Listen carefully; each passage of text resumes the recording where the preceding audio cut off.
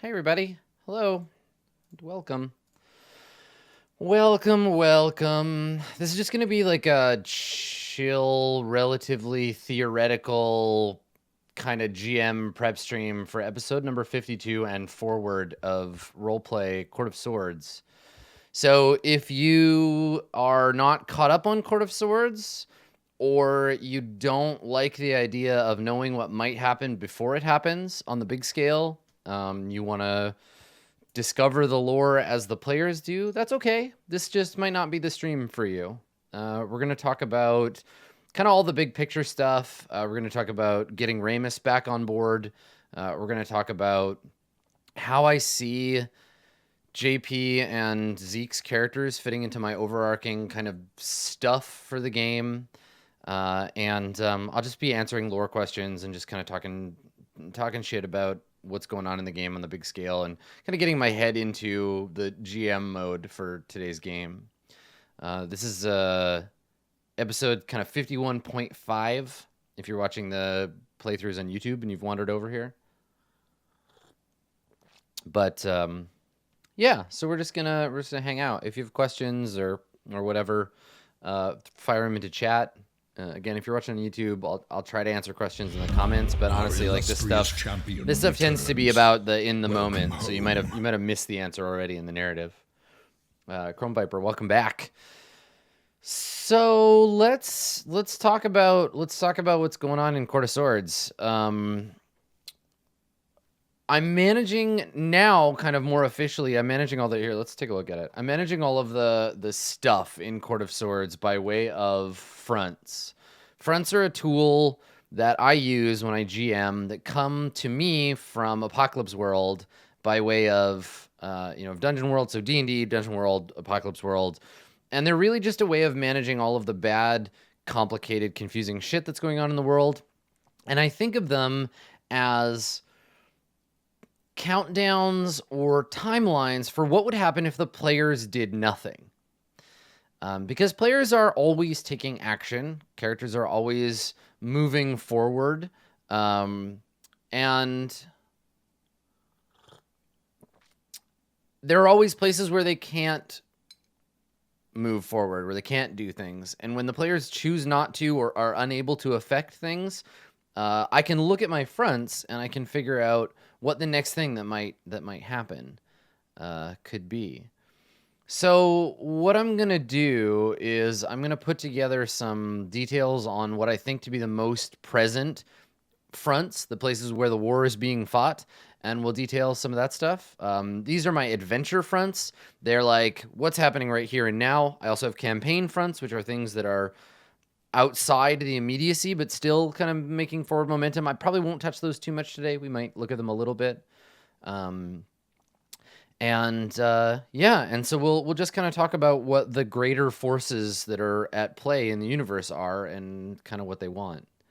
I do this live both to get me to make sure I make time for it and also to give you an opportunity to ask me questions about it or kind of participate. It's like a looser version of the faction turn stuff for Court of Swords.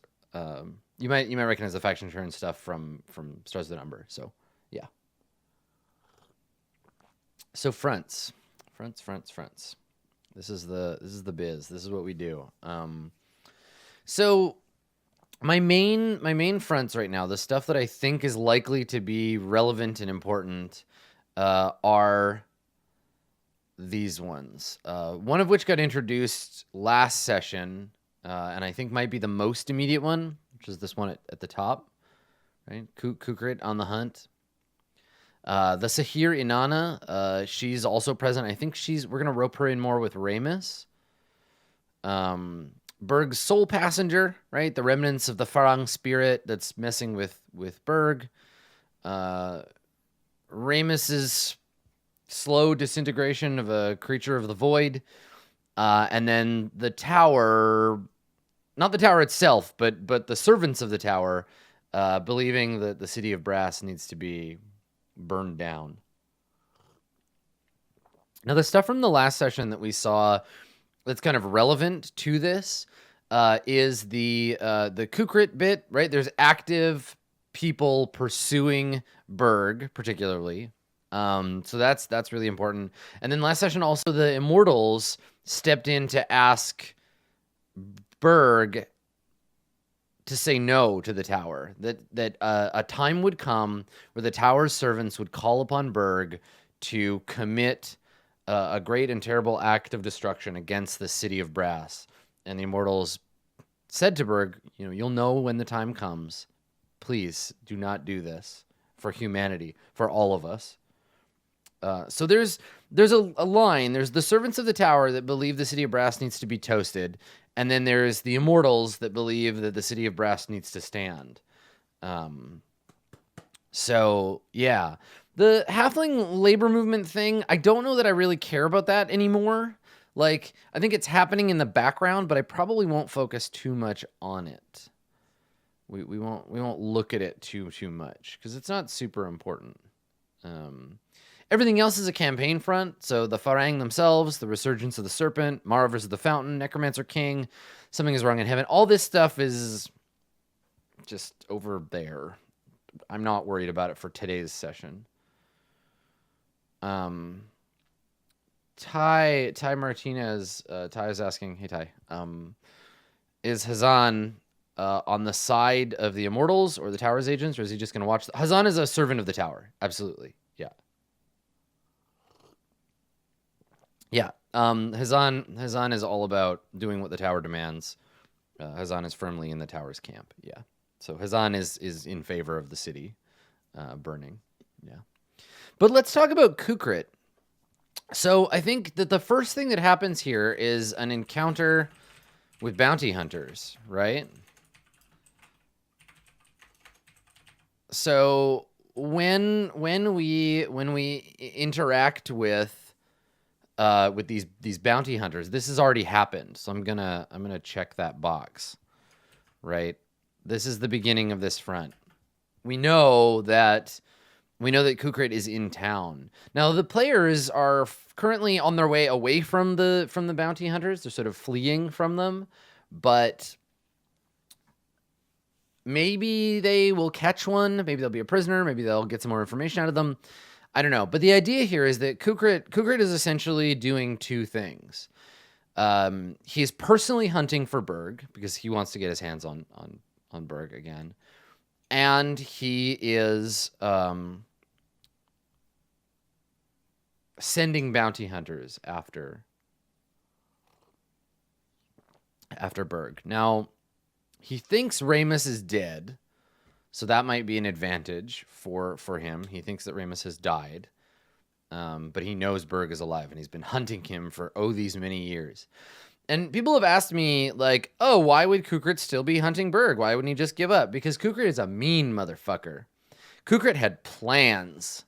He had plans for his own gloriousness, and Berg fucked them up. And things went bad for Koo Crit, and he is pissed. And I think Koo Crit is the kind of man who bears this sort of grudge forever. Like, he refuses to let go because fuck you, Berg. That would be giving up. That would be giving in. So I think the way that this goes, and this is often how I will construct fronts, is I'll think of the beginning and the end. So the final note here is Koo Crit gets his hands on Berg, right? So Koo Crit directly confronts Berg in person, right? So what I need to think about is the stages between these things, right? Like what happens between now and when Koo Crit gets after his slave. So what is the last thing that he does? So there's an encounter with bounty hunters. I think the next thing here is Koo Crit learns where Berg is, right? He finds out exactly where he is and goes after him because he needs to know where he is to confront him in person. And then I think these are going to be servants, right? He sends some people after Berg. So what would Koo Crit's methods be to get after Berg, right? He's posted a bounty. I mean, Berg is legally an escaped slave. So Koo Crit is in the right legally here. He's not only a slave, but a political slave. He's a prisoner who committed all these crimes and is like a criminal of the Court of Swords who has escaped and is living. So I think he would get the government involved, right? And I think also I can here. Let's do this. Let's add in another one of these, and we'll go Koo Crit learns that Ramus is still alive. And then I think here, yeah, Koo Crit gets the, what are they called? The elite, guards of the city. I made a note. I was gonna bring this up last time, but I couldn't find my notes. So now I'm going to look for it. They came up during the bit with Anne's character. But I need to find what it is. Let's see. Swords. All the vampire stuff. The Aharisa, right? Torek and the Aharisa. Okay, so the Aharisa involved directly. So these guys are not just the city guard, but if you kill them, it's a bad time. You don't want that to happen. The Aharisa are serious business. So they're going to, if they get involved, that's a big deal. Now, no, the Immortals aren't going to intervene to delay Koo Crit. They don't care. The Immortals don't care about Berg. I don't want the last session to imply that the Immortals are their patrons or they give a fuck about the PCs. They delivered a message to say to Berg, when the tower tells you to burn down the city, you better not do it, right? Don't do this thing. And yeah, Koo Crit has absolutely got the slave controlling, he's got a method that if he gets within range of Berg, he can fry him. He can reattune the bracer and he can, yeah. So that's a strength that Koo Crit has. Absolutely. Okay, so he sent some bounty hunters after them. Whether they live or die, Berg is a wanted man in the city of Brass, right? So maybe that's the thing here, right? The bounty spreads throughout the city. Berg is a wanted man, right? That'll be the next thing that happens.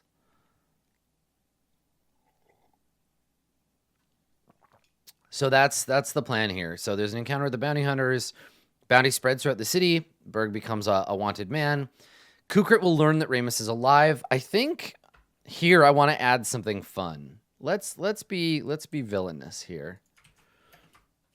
Also, these all need to be the correct size. There we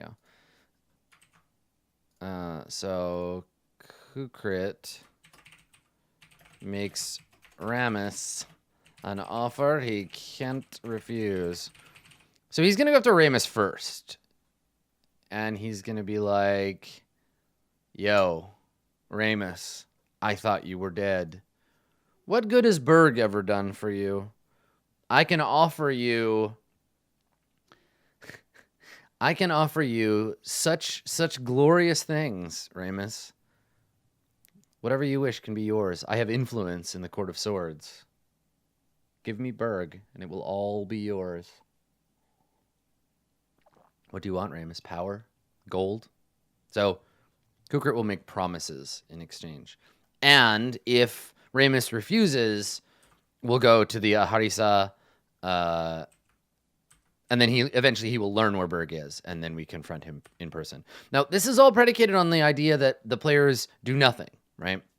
So when you build a front, if you want to use this system for your own game, you have returned. If you use fronts in your game, remember that these are an evolution of sort of the town construction in Dogs in the Vineyard, and the idea here is if the players don't get involved or they don't do anything directly, if the players just sit around jerking off, this is what will happen. Now, if they come in and they start fucking with this, I need to reassess my fronts. Yeah, you change the fronts. if these are no longer possible. Fronts are not meant to be prep in the same way dungeons are. Like a dungeon, it's pretty difficult to change the fundamental details of a dungeon, but in this, the idea is to give you something general to think about. Oh yeah, I mean, whether Koo Crit is lying to Ramus or not about these promises, I don't fucking know. Koo Crit has been on his own on this insane hunt for whatever 20 plus years. Right? He's an old man now, so yeah, this is a quest of desperation. He is a desperate man, but he does have political power. He has allies in the city of Brass. Koo Crit is not nobody, right? Koo Crit, we never got to really see much about him, but he wanted that orb, right? The orb that, like, he sent the players to kill Azure Vortex to get the orb, not because it was a weapon of the Court of Coins, because he wanted it personally for his own power struggles, right? He wanted to rule. He's a big deal, or he was a long time ago. X amount of years. So this is my Koo Crit on the hunt. This is going to be, I think, most of today's adversarial content. But let's talk about the Sahir. Let's talk about Anana. Anana is a highly powerful wizardess. She's a Sahir. She's a magus. She's a powerful entity. Wizard with a capital W. And she is interested in the PCs and knows the truth, right? So most of these fronts have already started. We're not creating new fronts. So yeah, the Sahir pineapple, Anana, Inanna, and we're gonna cut in the first one here, right? It's already started. So in here, the PCs meet Anana. So she learns about them. So she's been doing research, right? So I think Anana goes to heaven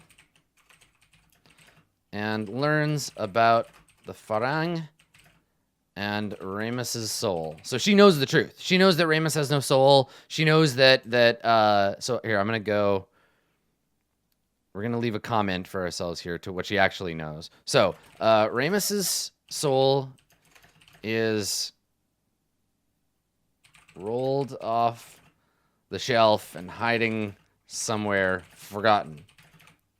He is an abomination outside the purview of reincarnation.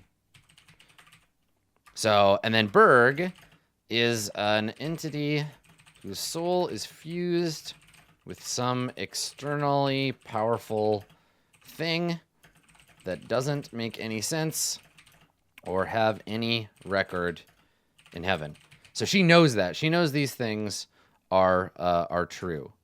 So the jam here is that she wants to use Ramus and Berg. She knows they're important. She doesn't know how, but her whole thing is to use them against the other wizards, right? Because the wizards in this, so my impression of wizards with a capital W, not PC wizards, they are like Jack Vancian style wizards, right? They are seclusia, right? They're the wizards that are highly powerful, basically demigods that are above humans but below gods. They all have human or spiritual like origins, but have given themselves immortality. They have found a way to graft their intelligence to their soul, so when they reincarnate, like they have all kinds of tricks to be super powerful. But they hate each other. They are all locked in constant Byzantine conflict with each other. And if you ally yourself with one wizard, you have made enemies of all the other wizards, or many other wizards. So Anana wants to use these mortals, Ramus and Berg, who've broken the rules and she wants to use them against the other wizards. So I think Ty has a question. Ty, how are the Farang known by heaven? They're invisible to heaven in the fountain. No. So she only learns that there is no record of them. She learns that they are a conspiracy, or they're hidden or something. No one really knows the truth about the Farang. They're mysterious entities. We don't understand how they work. So we'll figure it out. Yeah, so, you know, we'll figure out what that is. So let's talk about what this front is. This front is about her manipulating the players. So let's say Anana comes to the PCs with a quest. That they got to do something for her. They sneak into another wizard's seclusion.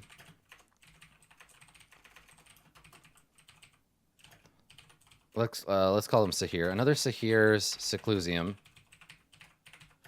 and steal something for her. Right. Okay. So let me here. Let me go ahead and. What do you mean, Glouth? Not leaving blanks. We're not playing Dungeon World, right? I have the information, and I give it to the players. It's not about them making stuff up. But yeah, Anana has been absent. Anana has gone to heaven. She spent time. She's allowed into heaven. She has the heavenly hall pass. Yeah, she owes Ramus something, but that's up to Ramus to call on. She would never be like, "Oh, I owe you stuff," right? Wizards are not Lannisters. They don't pay their debts. So the reason she's testing them, right? So sneak into another Sahir seclusion, and the reason that I want that she's doing this is she's testing them to see if Ramus's lack of soul and Berg's weird otherness shields them from view or whatever. This is a beta test. If they die, whatever. She doesn't care. So, yeah, seclusion only has one. Let's see. So let's come up with this, shall we? Let's generate a seclusion. Give me a second. I'm gonna make a new tab here, and I don't know what other tabs I have open. I want you to see the contents of my Google Drive. I'm gonna make a new one, and we're gonna come up with the seclusion that they need to sneak into. So let's see. And I need the book. We need seclusion. So what I'm using, oh, hang on, there we go. What I'm using for this is Orphone of the Three Visions. It's a Lamentations of the Flame Princess supplement by Vincent Baker, and it's quite cool. And it's basically just a bunch of tables. It's not like I've used it maybe 2 or 3 times, but it gets you started. So this is like for creating sort of Jack Vancian wizard types. Okay, so let's do that. Let's go back to the view here. All right, so generating a seclusion. We need to. Hold on, I guess I need my Roll20 because I'm gonna need to roll some dice. I did not expect to have to roll dice today, but here we are. I need a wizard name generator. Here we go. All right.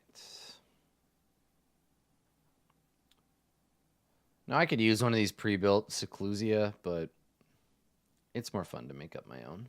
I think, anyway. Okay. All right.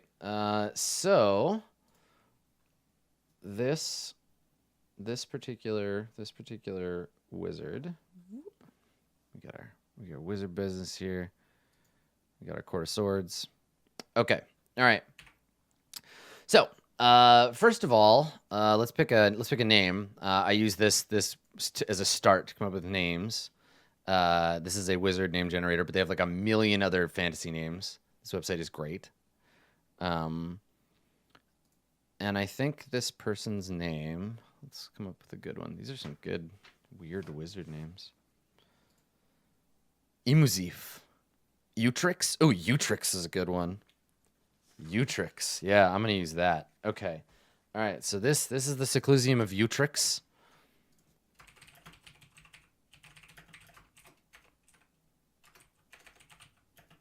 Let's see if we can come up with a name for Let's see if we can come up with the name for the type of wizard Utrix is.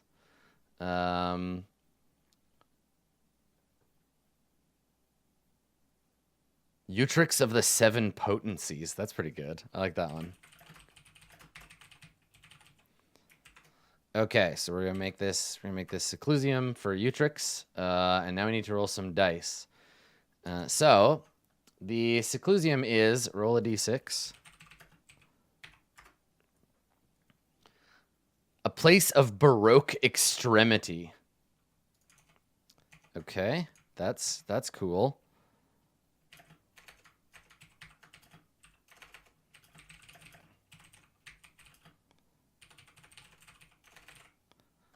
Okay, cool. So it's a place of Baroque extremity, which we now know.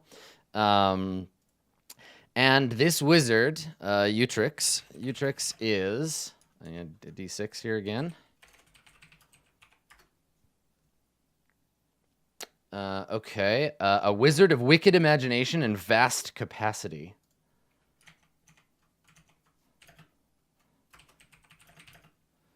Wicked imagination and vast capacity. Cool, I like it. The wizard has abandoned his seclusion? No. But let's come up with 2 or 3 facts about Utrix. So let's see here. Some facts about Utrix. I need 3d20. Let's start with 2, and we'll see if we need more. 13 and a 15. Let's see. Drawn to society, even the humblest, and is personable to approach. Huh, that doesn't... All right. So those are good things to know. And then 15, consorted or contended with creatures and spirits of the most vile sorts. Utrix is starting to come up to sound like a good guy here. Who contended with creatures and spirits of the most vile sorts. And who, what do we say? Is drawn to society, even the humblest. I like how now the characters are bad guys. Like this Utrix is a nice guy. Even the humblest, and is personal to approach. And is personable to approach. How does this wizard appear? Okay, let's find out. Utrix of the 7 potencies is appears as, because may not be is. I need a d5.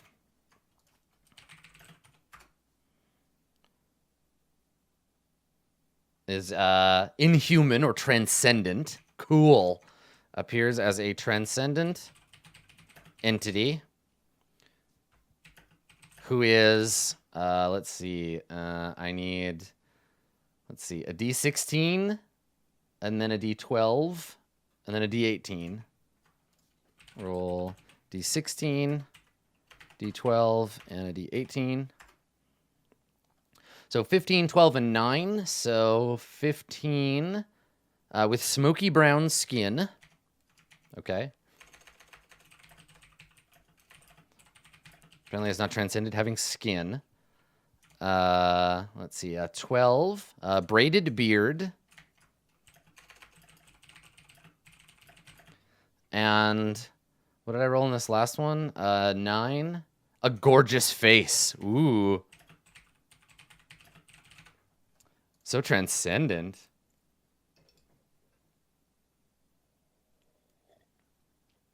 Shamazing DM, I don't like the UA XP system. Actually, I don't use or like anything in UA because it's not play tested. So I don't fuck with that. Okay, yeah, he's like a Persian king, exactly. He's a sexy transcendent entity with smoky brown skin and a braided beard and a gorgeous face. Okay. He's not an angel. He's better than that. Like he's sidestepped his humanity and become this transcendent thing. Cool. Okay, so what else do we need to know about him? He has I need a D19 and a D10. A D19 and a D10. And a D10. So my imaginary D19 gives me a 10 and a 2. So he is lean and A blue blush to his skin. Is that what we did there? Oh no, hold on. I did this wrong. We already did these. So the D19 is he has hooded eyes and imposing vestments. Okay, he has hooded eyes and imposing vestments. Nice. Gilgamesh. Yeah, I like it. Yeah. Cool. Okay. Imposing vestments. So he's like almost like a priestly. I think he's the high priest of himself, right? Utrix of the seven potencies. Upon achieving the seventh potency, he ascended his immunity, and now he's a special dude. All right. So the wizard's foremost endeavors. His foremost endeavors, of which evidence remains, were, what did he do? I need 2d20. So his foremost endeavors were an 11 and a 20. Returned. Welcome back, Zave. An 11 and a 20. So that means to transfer. Ooh, this is cool. All right. His foremost endeavors were to transfer himself via portal to another planet or domain than this. Oh shit, maybe he's been researching the Farang, like the other worlds. Oh, cool. Okay. And to create a scion or secondary self in which to invest his powers, potentials, or legacy. Awesome. He's gonna leave this world, but he's gonna leave a copy of himself behind, and Inanna's gonna they're gonna steal his secondary self. Ah, that's so good. Okay, so let's say Anana wants he's gonna steal something. The secondary self, yet unfinished, of Utrix of the seven potencies. That's so good. So yeah, he's circumventing reincarnation by copying himself so that he can fuck off to another planet and stay here, right? He breaks his soul down, or he does something with souls. And oh, that's so good. Yeah, he's building another copy of himself to stay behind or to leave, right? Maybe it's the space-bound copy of him. I like it. Okay, steal his gestating clone. Let's see what else we need to roll for Utrix here. Okay, so the seclusium setting. Let's detail his seclusium itself. The seclusium itself is, and so you access it through magical means via several doors throughout the world, but here in the city of Brass especially. So you can find a door to it and get in, but it actually is located. Let's see what its real details are. So the actual details of this place, I need a D13. So it is on a lonely mountain peak. Okay, great. It resides, or appears to reside, on a lonely mountain peak. Its atmosphere is, I need 2 of these. So roll 2d100. 50 and 75. Its atmosphere is immaculate and ruinous. Ooh, cool. Immaculate and ruinous. That's fucking cool. I gotta figure out how that works. And then I need to figure out its magical footprint. So I need a D12. 2. Its magical footprint is... Oh, this is a good one. Okay, so let me type this out for you. So the seclusium is built where profound entities habitually pass by, where the landscape has come to reflect their powerful natures. Damn. Weird extra planar mountain. Okay. Cool. Great. And then we need, accordingly, on the Seclusium grounds, there are 2d20 of these things. There is a 3 and a 6. So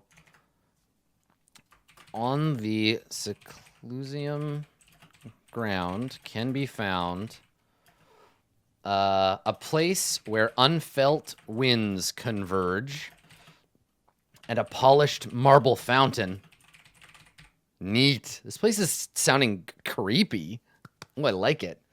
For living spaces, I need, all right, here, living within the Seclusium. The wizard's private chambers. You have returned. Faxelbob, welcome back. And these are D8s for each of these. So I need 1, 2, 3, 4, 5. 5 D8.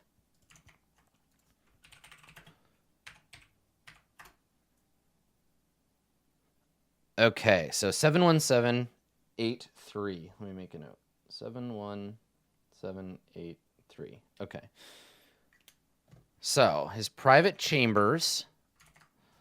The wizard's private chambers are a complicated warren. The Seclusium's hall and public spaces are, this is the one, are spacious and well appointed.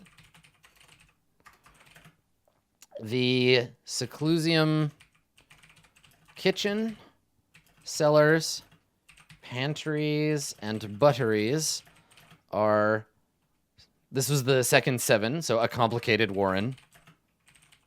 All the living spaces. The Seclusium's guest accommodations. Guest accommodations are, this is an 8. Isolated, set it or remove. And the Seclusium staff, the Seclusium staff's personal rooms are, this was our 3, Spartan and Bear. Okay, there we go. So we know a couple of details about Utrix's stuff here within the Seclusium. Getting a midnight snack would be hell. Yeah, totally. Okay. Yeah, I think the fountain that he has in his ruinous immaculate lair might be like a mockery fountain. Right. Against the dark, a tall white fountain played. His Seclusium is cells within cells. Shit's interlinked, yo. Okay, what else do we need to know? For its architecture. So that's going to be under here for its architecture. So its architecture is a D8.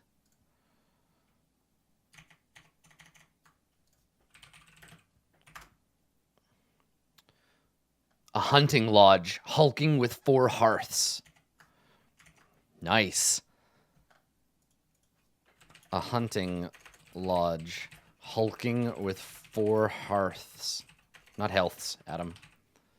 And choose 2 to 4. So let's do 3 D20 for this. So the hunting lodge, 3 D20. God, he probably hunts like fucking interstellar beasts. Okay, I need another one that's not a 9. So 3, 9, and 17. So, let's see. Containing a ramble path, shifting slowly like a river in its changing bed. Also, an outdoor hearth and tidy sturdy, practical little buildings. He's got like a whole mountain lodge thing going on here. I like it. Big outdoor fire pit. Yeah. Okay, and its construction is primarily... so I need a d20 and then another d20. So roll 2d20 here. The construction is primarily 15 and 13. Polished wood. Ah, cool. But also mossy marble. Oh, wow, cool. So he's developing so much, like, as a character. Yeah. Digging it. Okay, so he's this wizard is developing slowly as we build up Utrix of the seven potencies and his hunting lodge of wood and mossy marble. Cool. Okay. Let's see what else we need to know. Oh, appearances. Okay, so we need d20. So roll a d20. So its appearance is brightly polished. Brightly polished. So everything is like, well, this goes back to the immaculate thing, right? Brightly polished wood, but mossy marble, brightly polished. Yeah, I like that. Okay, and then furnished with, and I'll roll, I don't know, 2 or 3 of these. So roll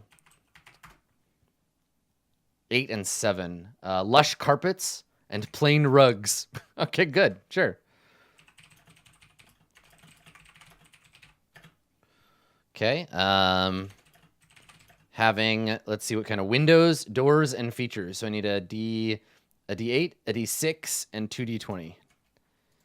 Roll D8, roll D6, and roll 2 D20. Okay, 3. The windows are hacked holes for windows. Interesting, okay. You have returned. And then what was my D6? 4. Pierced lattice doors. And then 1 and 11. And broad stairs. Pierced lattice doors and broad stairs. I guess comma broad stairs. Broad stairs and narrow walkways. Cool. I think the hacked holes for windows... also Y2K, welcome back. The hacked holes for windows is the thing is like it grows itself, and he has to keep like cutting away the windows. So rather than hacked holes, they're like woodworked, and there's little like symbols. Like it's clear that the windows keep being cut into the walls as the thing grows around him. Yeah, he's like a wizard of growth, right? I like it. Pierced lattice doors, broad stairs, but narrow walkways. Okay, great. Getting a good idea for the seclusion. And for its magical boundaries, here we go. Let me scroll this in. Its magical boundaries. I need to choose 3 of these. So let's roll 3d20. 13, 1, and... We need another one that's not 13. 13, 1, and 20. Okay, so an area... Ooh, wild magic. An area within where magic is excitable and mercurial. Difficult to control. Nice. 13 is a boundary within where... across which magic cannot be cast. Welcome back, Czar. Which magic cannot be cast. And then lastly, a zone outside the border of the seclusion where monsters have leave to prowl. Awesome. So this is the thing that ties back to the habitual entity passing, right? Monsters outside the zone. It's magical items and devices, so stuff that you can find within, We need to roll 3 of these. So a 10, a 20, and a 2. 2, 10, and 20. Okay. So within can be found a frame of glass chimes, a pair of satin gloves, fringed at the cuff with tiny bells, and a stoneware mug with a lip of gold. So these are all significant magic items. We do not know what they do. I will figure that out if the players decide to find and steal them. Who serves? So in the there are servants of the wizard in his seclusium. I'm gonna pick, let's say, 3 of them. We'll roll 3d20. So within the seclusium, there is a 10, a 4, a 10, and a 15.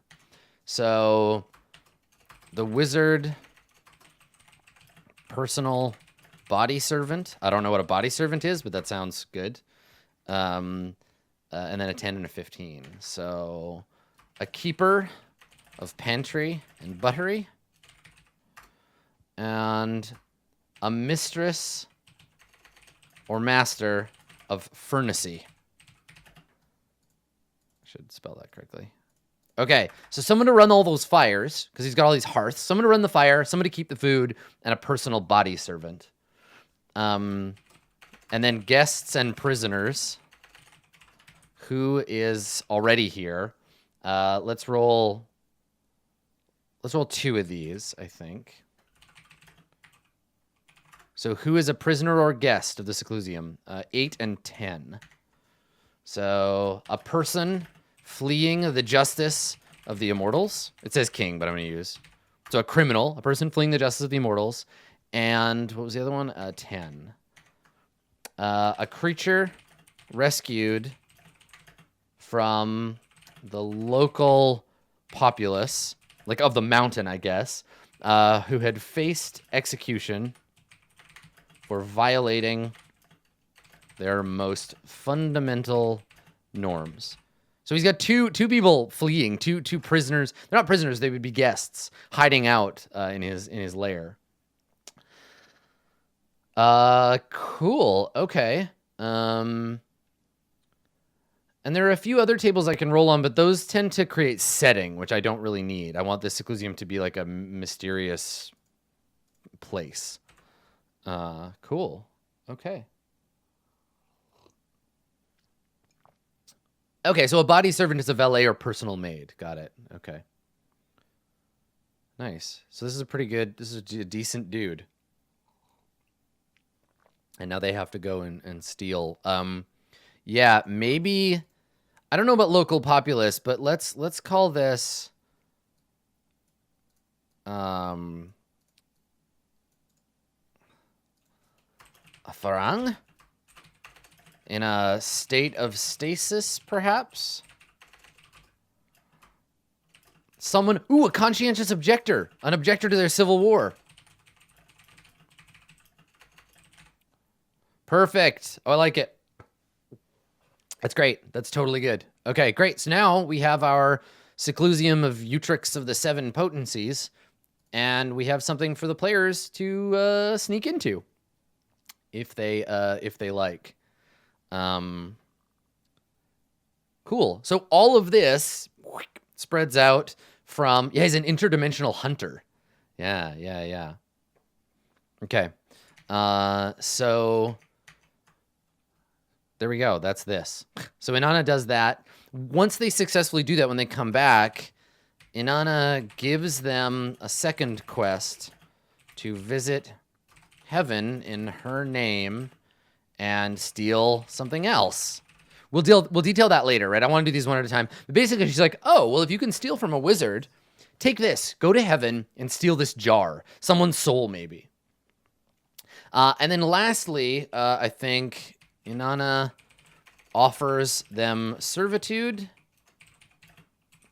asking them to become her personal court, right? Like, I like you. I want you to work for me. If they refuse, Anana attempts to enslave them.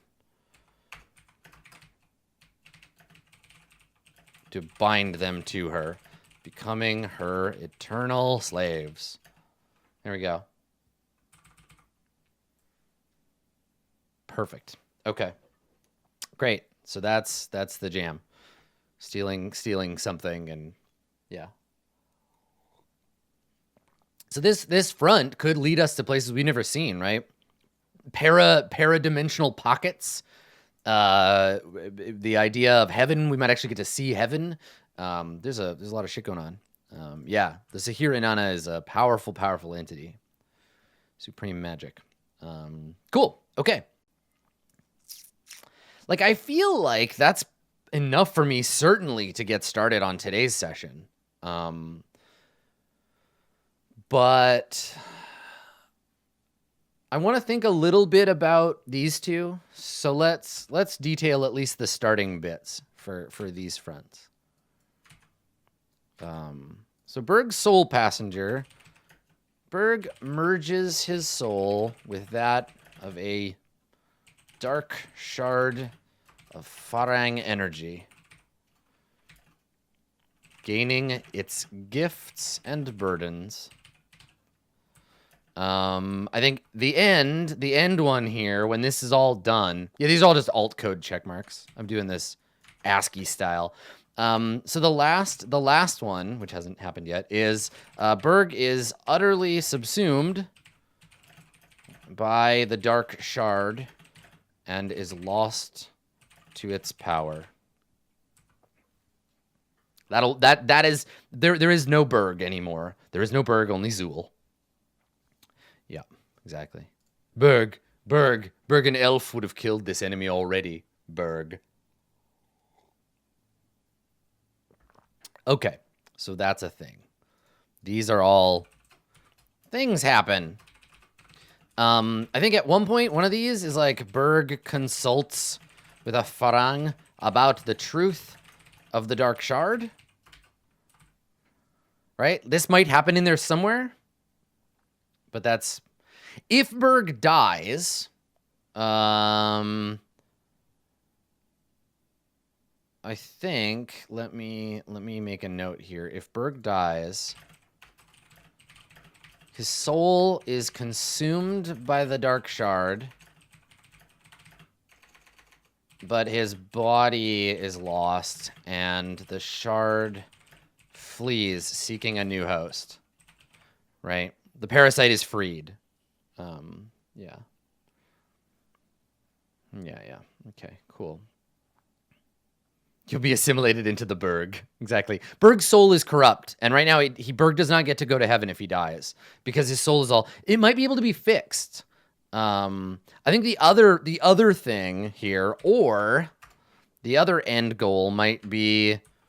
or the shard is purged, leaving Berg's soul safe to reincarnate. Right? That's the other option. Now, possibly the worst thing that could happen, okay? The worst possible thing that could happen here, and I can think of many, would be Berg. So the shard, the danger of the shard on its own, and I guess I'll make a note here because I want to remember this later. The danger of the shard itself is that it gets access to the fountain in some way. If Berg's soul goes to heaven with the shard attached, and somehow the gatekeeper of reincarnation doesn't notice, the fountain could become corrupt, and every damn thing is at stake. So Berg dying is a huge risk. Yeah, Berg's soul going to heaven and peeing in the pool. So very dangerous. What will probably happen, like if Berg just dies, if Berg were to just die now, the soul would go to heaven, the god of reincarnation would be like, whoa, what is this gross shit? And he would purge Berg's soul, and Berg would be gone forever, but it wouldn't corrupt the fountain. Now, if for some reason the god of reincarnation is dead or busy or confused or distracted. Our illustrious champion Welcome back, returns. Sombersome. Happy anniversary. Welcome home. Then, yeah, the Q&A process gets fucked up. The Dark Shard gets into the fountain, and everything goes wrong. Yeah. So anyway. The other thing that might happen is if the Dark Passenger somehow gets itself into Ramus. Ramus has nothing to fight with. His body is empty and a perfect vessel, but the shard is not smart. It's like a single-celled organism just grasping for things. So, yeah, Drummer Boy, that's another thing. Too many deaths at once, right? If there's like a horrible genocide or something, then yeah, definitely the god of reincarnation would be too busy and we would lose. He might miss this happening. Yeah. Okay, so Soulless Ramus. What started this was Hazan. Hazan. Oh, and also I should make these. Here we go. Hazan bribes the god, I guess the gatekeeper, to overlook Ramus' reincarnation and to lose him in the stacks, misfiled, and gathering dust.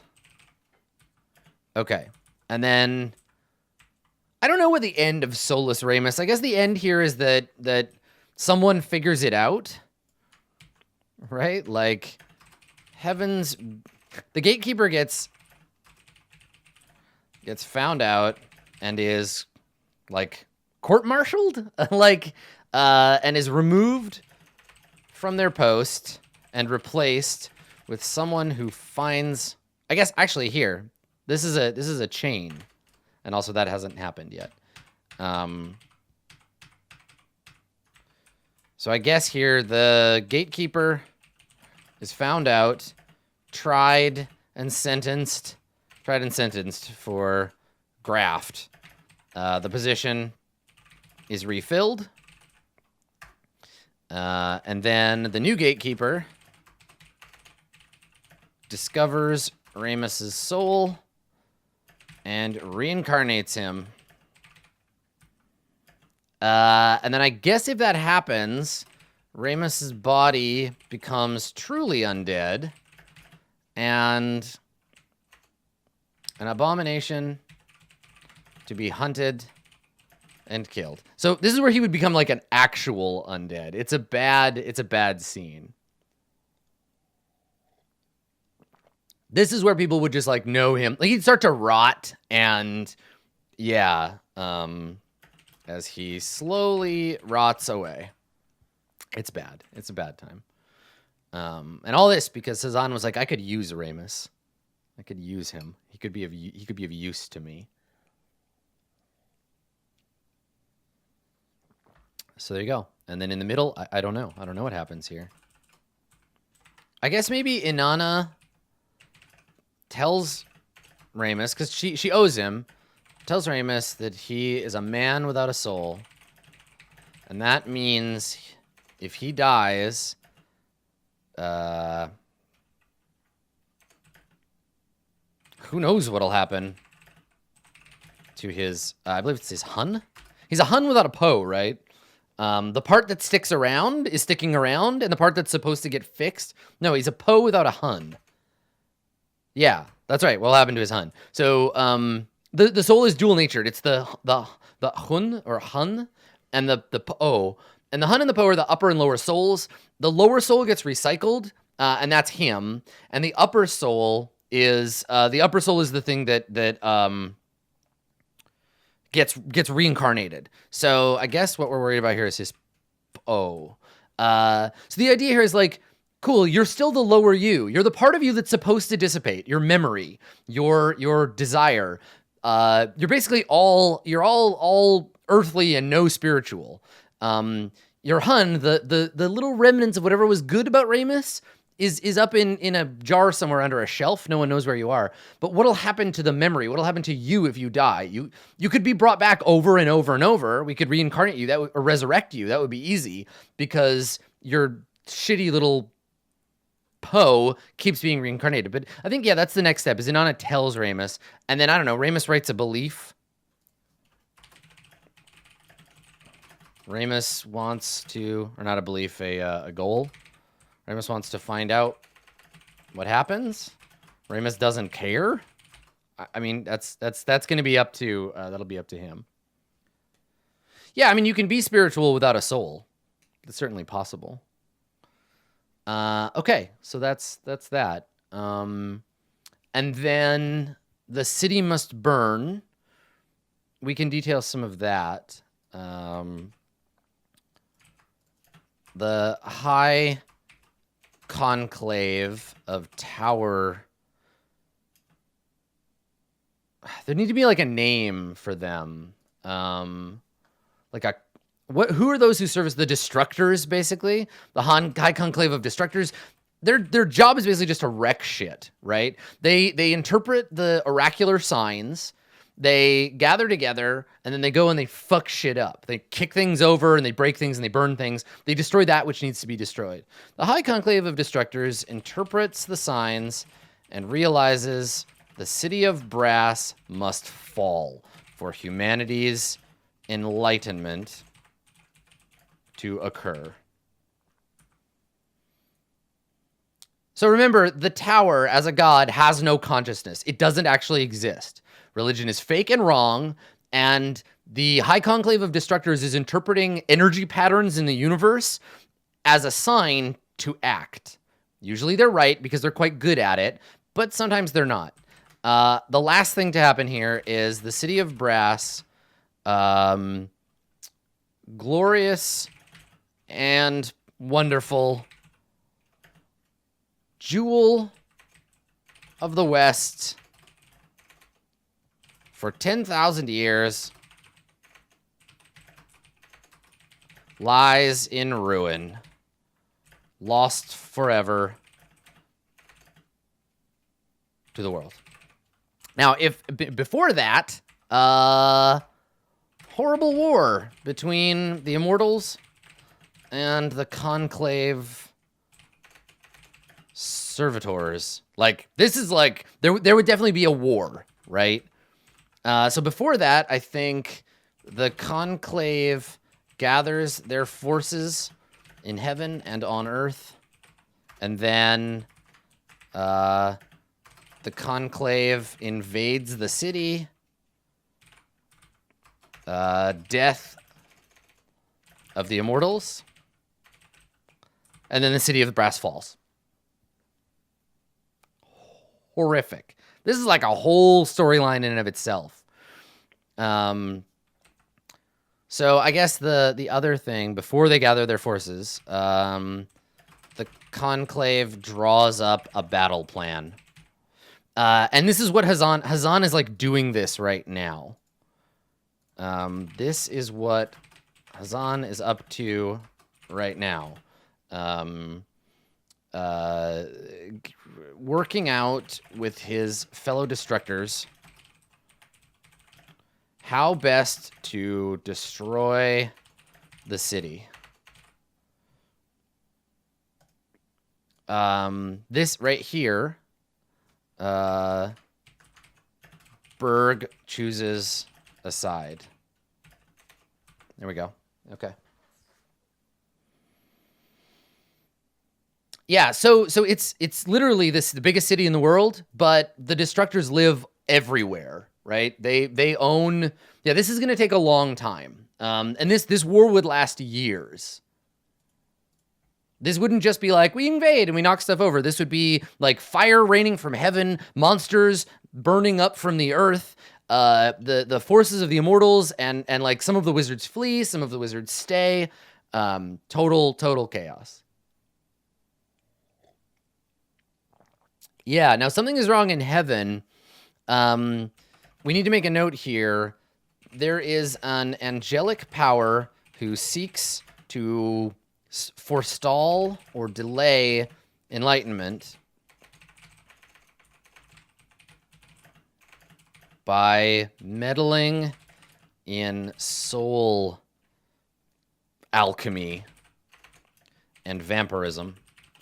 So the trick here, something is wrong in heaven, is a civil dispute where the angels, and we talked about this, the main jam with the angels, the closer you get to enlightenment, the more likely you are to become nothing. So I think that at the highest level, when you reach the like closest possible thing to the fountain, you have the most power, you have the most to lose. If you are enlightened, you lose everything because you realize that holding on to things is why you are not enlightened. So these higher level angels, there is an angelic power that is like, wait a second.